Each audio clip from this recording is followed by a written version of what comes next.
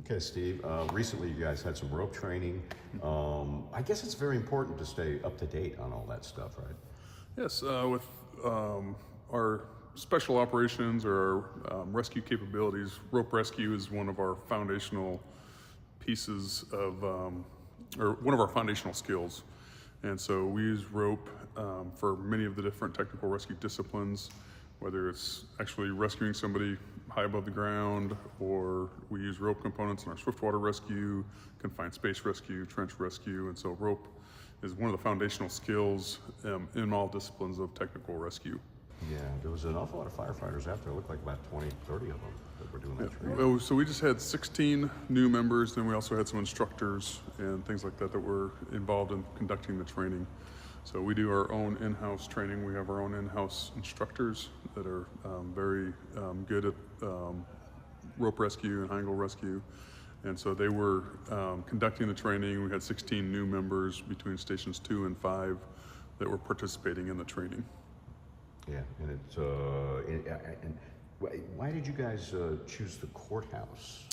So we try to pick training locations that will be unique, that would be challenging, and also that we can, I guess, create different scenarios and challenging scenarios that they might run into in real world situations. Yeah, okay. And it's, of course, you know, one side of the courthouse is a great big wall, and you guys got the ladder truck out there and put some firefighters on the roof that way.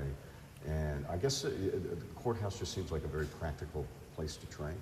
It's unique. It's a tall building, and so there's also some unique features on it that will challenge the guys in both managing edges as well as anchor building and rigging and things like that to create a unique environment for them to have to work in.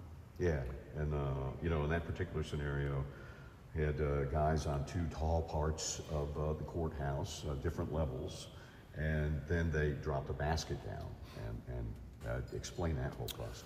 So in that environment, they were simulating a scenario where they have to be able to move a victim both horizontally and vertically.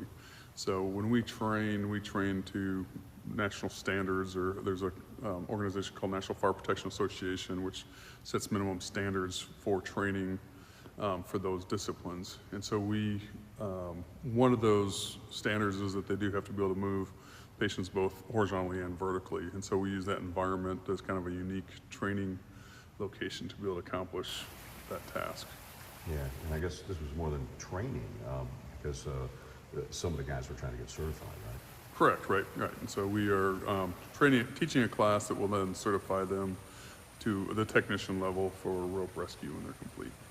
Okay, all right. And so, do you know how often the training happens like that? We usually, we try to host one of these classes usually every about 2 years to keep our people current and keep certified people on duty at both the stations 2 and 5. Yeah, it seems like, you know, just looking at rappelling, things like that, it seems like, it's just ropes and a brake. But I guess things change, right? Right, you know, technology improves, equipment improves, and so keeping people both current on new equipment and new techniques, and which ultimately helps us be more efficient and better at what we do. Yeah, and then I guess the guys went to a water tower as well. Yes, we also train on a water tower, radio tower. Sometimes we implement even tree scenarios into it. You know, if they had to ever get a tree trimmer out of a tree or something along those lines. And I guess, you know, like all training, I guess it kind of comes down to muscle memory, right? Absolutely, yep. We try to get as many repetitions as we can in. The more frequently they do it, the more efficient they become, and obviously that's what we're looking for in a rescue situation, is being able to be efficient and skilled at the task. Yeah, and then, of course, safety, I guess, is tantamount. Absolutely, yep. Everything we do, we do have a high level of safety. We usually have what we call redundant systems, so there's always backups in place for our primary systems, and we just always make sure that there's a good safety net built into all of our systems and operations. Yeah, so do you have information on how many got certified? Or? So I guess we had 16 members that completed the training and were certified. Oh, okay, all right.